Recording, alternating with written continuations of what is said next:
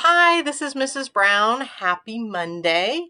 I want to start this week by reviewing what we talked about last week on mindset. Remember, we talked about some different types, including fixed mindset versus growth mindset. Somebody with a fixed mindset has the attitude like, this is the way it is. No matter what I do, it's not going to change anything, so it doesn't really matter. Somebody with a growth mindset, on the other hand, says, okay, well, maybe I can't do it yet, but I will be able to if I keep at it. That's a really important difference because that is one of the keys to success, not giving up when something gets challenging. And so having a growth mindset is understanding that you have the capability to learn how to do something. And even though it might be a little bit challenging now, if you keep working at it, you will be able to do it. And in fact, if you do things like that with math, you can even make yourself smarter. You can literally raise your IQ by continuing to work at it. And by putting in the effort now, it makes it easier down the road so you'll have less trouble. Okay. So we are going to continue to talk about mindset some this week and over the next few weeks because it's such an important concept. But today I want to talk to you about something else, and that thing is memory. And specifically, this is really important to understand in math class because I see where students don't actually realize there's different types of memory when we're doing math. And it's true for any of the subjects, but specifically math, I see it frequently. And I'll give you an example, okay?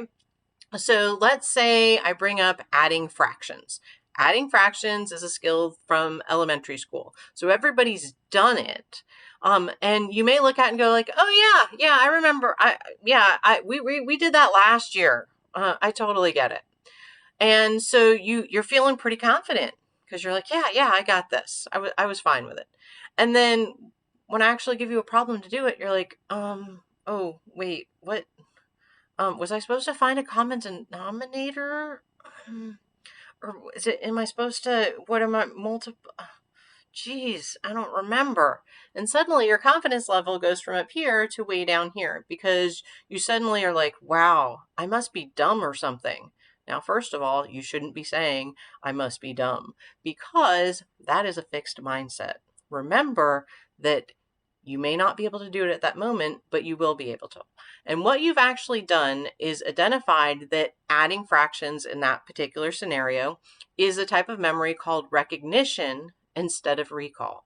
Recognition is where you see something and you remember you've seen it before, you remember doing it, you may even remember being good at it, but you don't actually remember the step-by-step skills you need to do it now. And that's really common. Over time, information and how to do things fades. For instance, I taught algebra for, I don't know, 5 or 6 years. One of the skills in algebra is something called completing a square. I can do it. I've done it. I've been totally successful. I've taught students how to do it. But I haven't done it in many, many years. So if I had to do it now, I would recognize the problem. I would recognize that I knew how to do it at one point, but I would have to review the procedure in order to do it successfully today. It's just one of those things that I don't use very often, so I start to forget it. Now, the other type of memory is recall. Recall means you have it, and as soon as you see it, you can do it. So something like if you have your multiplication facts memorized, that's recall. You automatically know it.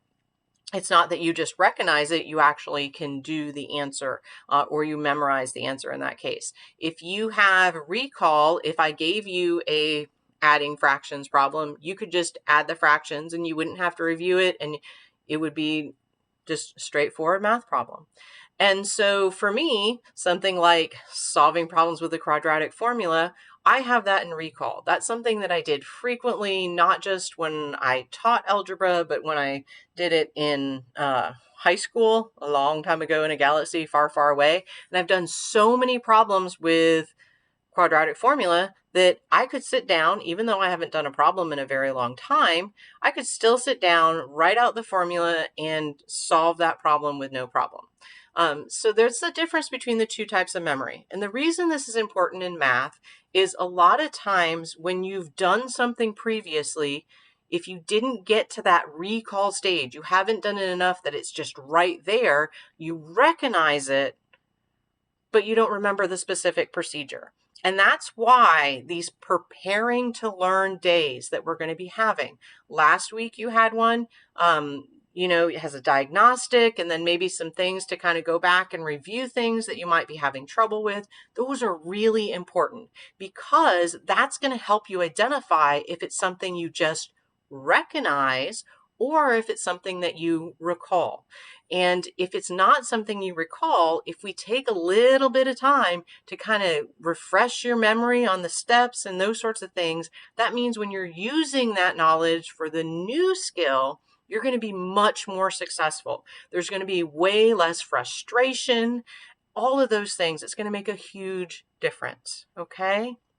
So understanding how your memory works is a really important part of learning. Understanding and recognizing that part of what your memory is just recognition. It's familiar. Part of it is just recall, where you actually can just do it. And that's human. So don't stress if you don't remember how to do a specific skill. That's just information that we need to know so that we can help you so that you'll be successful this year. If you can already recall something, I'm setting it up so that you don't have to take the time to go back and review those skills. And so that's why when the diagnostic, it's really important just to do it without looking information up. Do your best. If you get a 0 on it, that's okay, because that's just information. That tells us that you may recognize that material, but you don't recall how to do it. We need to know that before you try to do the new stuff. Just like as if you can recall all of it, you get 100%, you don't need to take the time to kind of review it because you've already got it. And so understanding that different people have different needs, and that's why there are different choices and different assignments sometimes in there for students, and understanding that's why I'm setting things up. But know that some things you recall, some things you recognize, and it's important to understand that difference. Okay, so I hope this helps, and I will see you during the week.